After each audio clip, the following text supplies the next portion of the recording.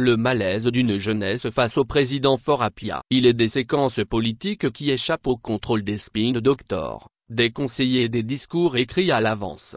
Des instants où la réalité, brute et implacable, s'invite dans le théâtre bien huilé du pouvoir. Ce fut le cas ce dimanche 27 juillet 2025, dans la maison présidentielle au cœur des festivités d'Evala. Là où résonnaient jadis les chants, la ferveur et une joie sincère, s'est imposé cette fois un silence glaçant. Un silence qui trouble, qui dérange. Face à une centaine de jeunes lutteurs qu'il recevait dans sa cour, le président du conseil, visiblement décontenancé, leur adresse cette série de questions.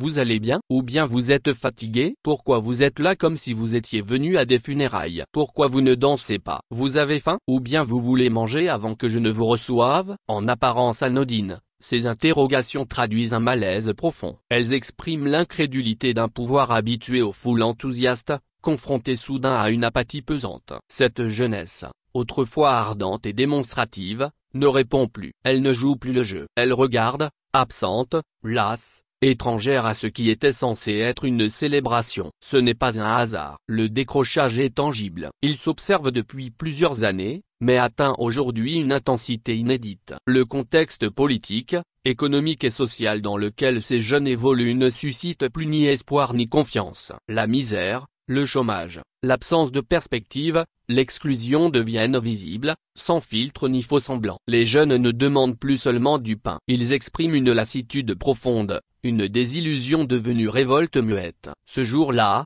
dans la maison même du président, un peuple s'est exprimé.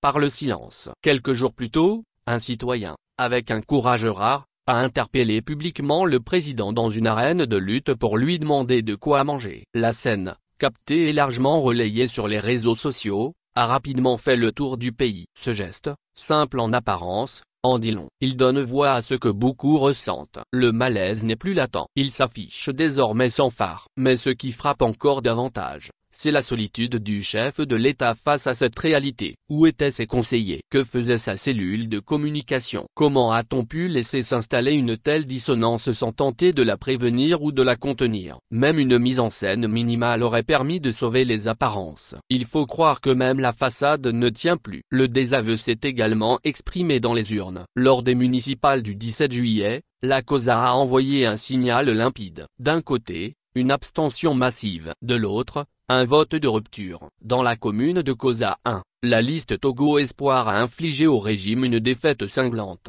En plein cœur de son fief, le choc a été maquillé à la hâte par un tripatouillage électoral grossier. Bourrage d'urnes, chiffres manipulés, recompte biaisé. Il a fallu forcer les résultats pour afficher une victoire presque totale. Avec 18 sièges sur 19, l'appareil de propagande a salué une victoire écrasante. Mais la population, elle, n'est pas dupe. Et l'histoire retiendra ce qui s'est réellement passé. La parade ne s'arrête pas là. Pour compenser cette perte d'adhésion, l'opération d'import-export a été lancée. Des bus remplis, des villages vidés, des foules déplacées de Lomé à Saint-Cassé pour simuler une liesse nationale. Mais malgré cette mobilisation artificielle, les visages sont restés figés. Les regards vides, l'ambiance pesante. Le nombre ne fait pas l'adhésion. Et l'enthousiasme ne se décrète pas. C'est peut-être là le vrai signal d'alarme. La rupture n'est plus seulement politique. Elle est affective, presque intime. Quand une jeunesse ne fait même plus semblant de se réjouir en présence de son président, c'est que le lien est rompu. Et peut-être à jamais. Alors il faut s'arrêter un instant. Observer, écouter, se demander comment,